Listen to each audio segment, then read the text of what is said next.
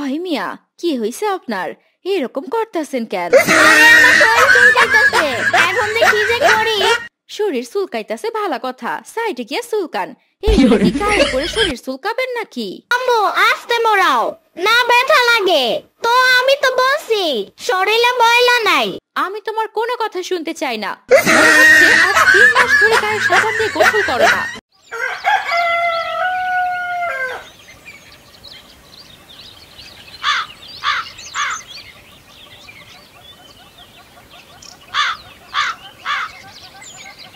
কি ব্যাপার, আমার গা চুলকাচ্ছে কেন?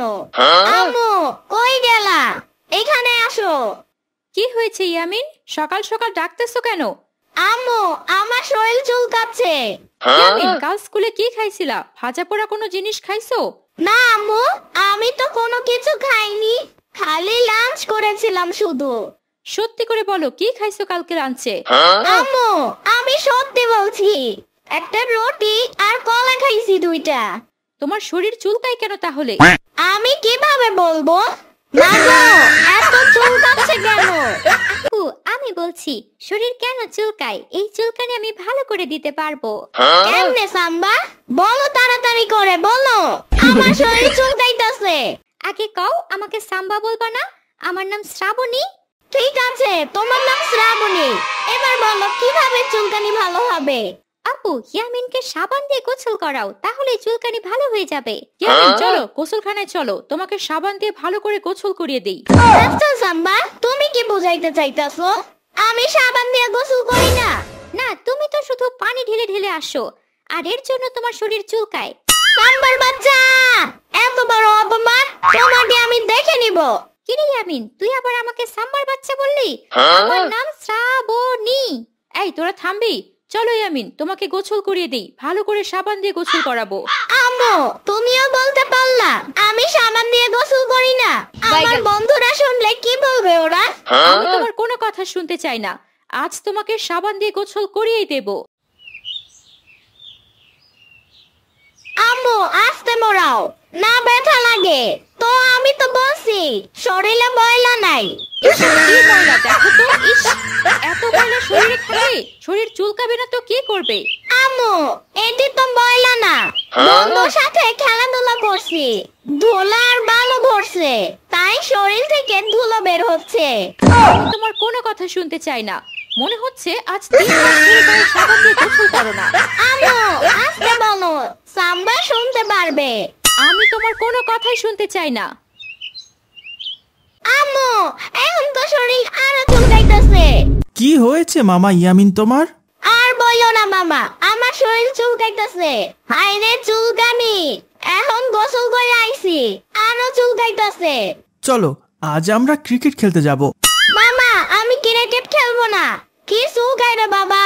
এটাও তো ঠিক বলেছো। ফয়সাল, এই নে বাজারের ব্যাগ, বাজারে যা, বাজার করে নিয়ে আয়। আপু আমি তো প্রতিদিন বাজার করি, আজ না হয় দুলাভাইরে পাঠাই দাও। দুলা ভাই 1 সপ্তাহ অফিস করে আজকে বিশ্রাম নেবে, তুই যা। ঠিক আছে দাও, প্রতিদিন বাজার করতে ভালো লাগে না। মামা আমিও যাব তোমার সাথে। না, তোমার যাওয়া লাগবে না, তুমি গেলেই 100 টাকা খেয়ে ফেলবা।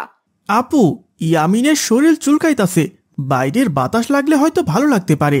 আচ্ছা ঠিক আছে, নিয়ে যা, তবে একটা মজাও কিনে দিবি না। আচ্ছা ঠিক আছে আপু। মামা শরীর তো আরো বেশি চুলকাইতেছে, এখন যে কি করি? ইয়ামিন আস্তে আস্তে ঠিক হয়ে যাবে, বাইরের বাতাস গায়ে লাগলে এমনিতেই ভালো হয়ে যাবে। কি ব্যাপার, সামনে চিংড়ির বড়া, আলুর চপ, বেগুনের চপ, পেঁয়াজু। এখন যদি শরীর চুলকানোর কথা মামাকে বলি, তাহলে মামা আমাকে কিনে দিবে না। ইয়ামিন এখন কেমন লাগছে? মামা এখন আর শরীর চুলকায় না। আমি বলছিলাম না বাইরের বাতাস লাগলে ভালো হয়ে যাবে। হ্যাঁ মামা, তুমি অনেক ভালো মামা। আমি আলুর চপ খাবো, চিংড়ির বড়া খাবো, বেগুনের চপ খাবো। না ইয়ামিন, এসব খাওয়া নিষেধ। আপু বলেছে যাতে 1 টাকারও মজা খাওয়া যাবে না। আমি তো মজা খাবো না মামা, আমি চিংড়ি বড়া, বেগুনের চপ এগুলো খাবো। এগুলো তো মজা বলে না মামা। ওই ভাই আমাদেরকে 3টা করে দেন।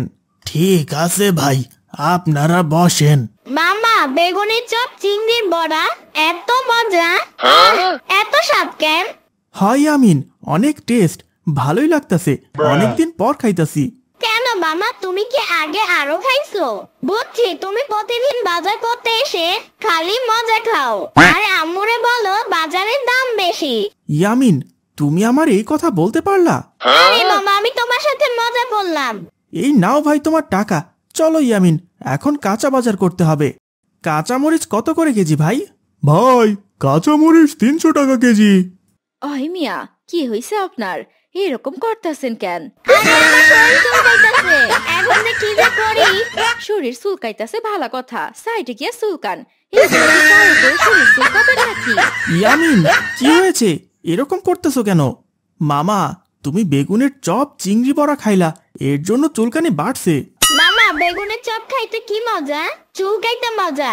আহ আহ, মামা তাড়াতাড়ি বাড়িতে চলো। ঠিক আছে, চলো ইয়ামিন, বাড়িতে যাইতে হবে। সেই কখন ফয়সালকে পাঠাইছি, এখনো আসার নাম নাই। আপু, এই যে এসে গেছি, এই নাও বাজার।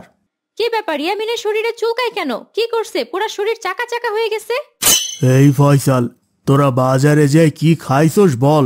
দুলা ভাই, আপনার কি মনে হয় আমরা বাজারে গেলেই খালি খাই? আমি কিছু খাই নাই। ইয়ামিন, কি খাইছো বাজারে? এত শরীর চুলকাইতেছো কেন? আপু, একটা বেগুনের চপ, একটা চিংড়ি বড়া আর একটা আলুর চপ মামা আর আমি মিলে খেয়েছি। ফয়সাল, খাস নাই বলে?